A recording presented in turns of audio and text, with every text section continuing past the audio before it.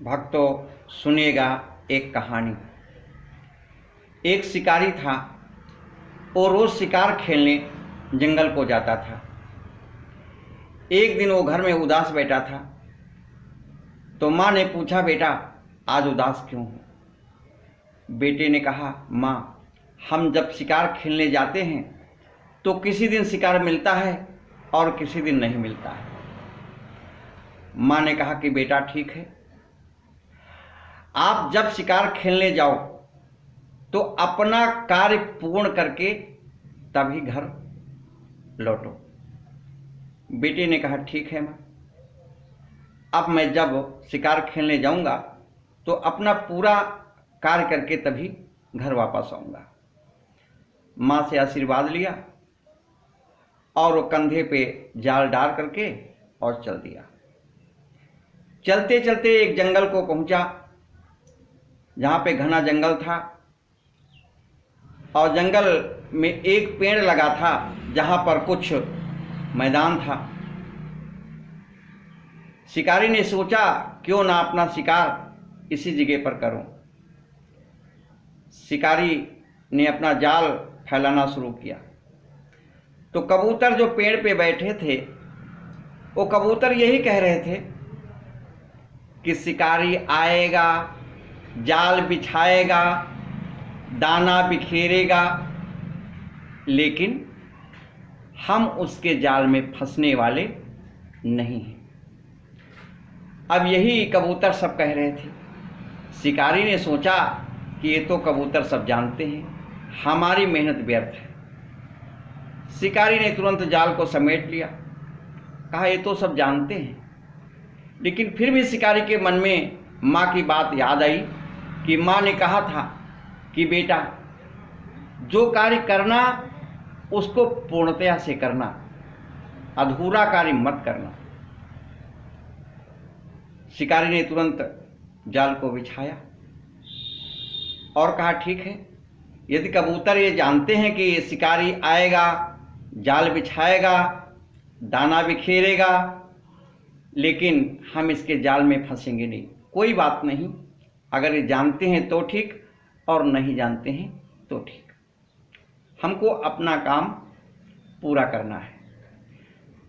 ध्यान से सुनिएगा भक्तों, यदि बात दिल को छुएगी तो आशीर्वाद देना। सुनिएगा। शिकारी ने पूरा जाल फैला दिया और दाना बिखेर दिया और जाकर के एक जगह पर चुपके से बैठ गया। और कबूतर क्या करते हैं? कबूतर कहते हैं शिकारी आएगा, जाल बिछाएगा, दाना बिखेरेगा, लेकिन हम उसके जाल में फंसेंगे नहीं। ये सभी कबूतर कह रहे हैं। और जो ही कबूतर एक एक डाल पे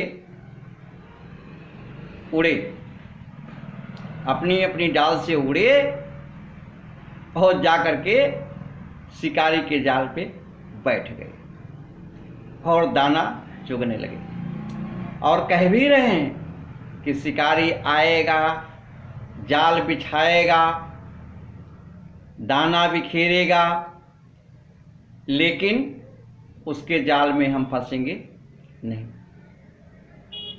ये कबूतर कह रहे हैं। और कबूतर पेड़ से उड़ करके उसके जाल पे बैठ गए, दाना चुगने लगे। शिकारी ने सोचा कि ये तो रट्टू कबूतर हैं, इनको कुछ नहीं मालूम। तुरंत शिकारी ने जाल बटोरा और कबूतर उसके जाल में सब फंस गए, एक भी कबूतर नहीं बचा और कंधे पे लाद करके घर की तरफ चल दिया। तो भक्तों, इस संसार की हालत भी यही है कि सभी लोग राम राम करते हैं, पूजा पाठ करते हैं, यानी हर धर्म के लोग पूजा पाठ, नमाज सब कुछ करते हैं। लेकिन यदि किसी से पूछो कि भगवान को जानते हो, परमपिता परमात्मा को जानते हो, तो कोई नहीं जानता। भक्तों, सतगुरु इसीलिए किया जाता है कि सतगुरु परम पिता परमात्मा की पहचान करा देता है।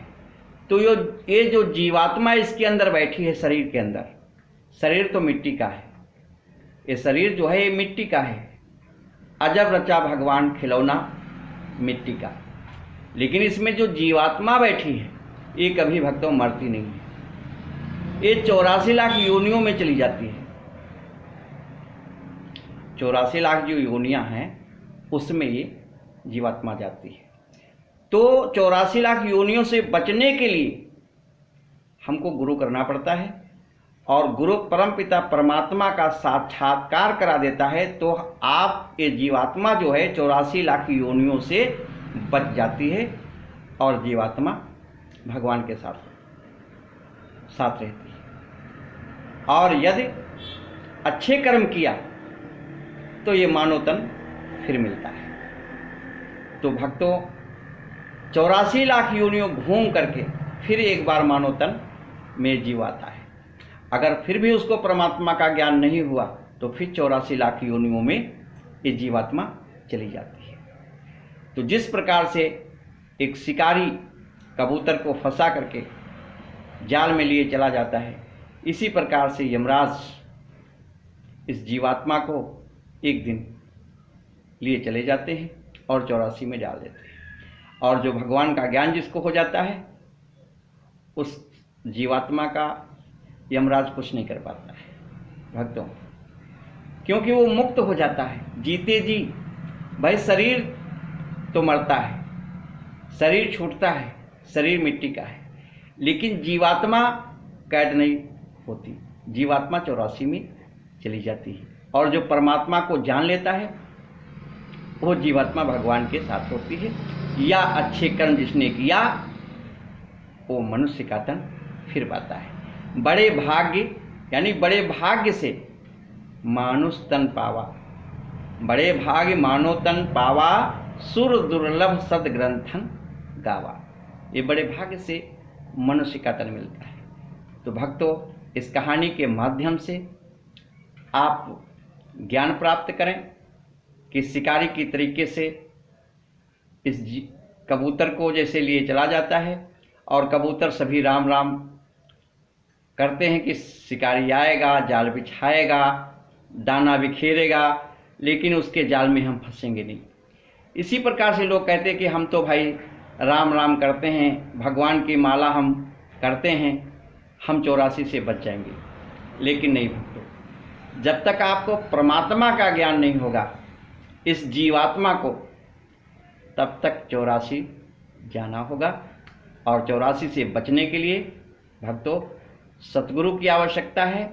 सतगुरु से ज्ञान प्राप्त करें और परमात्मा की जानकारी प्राप्त करें।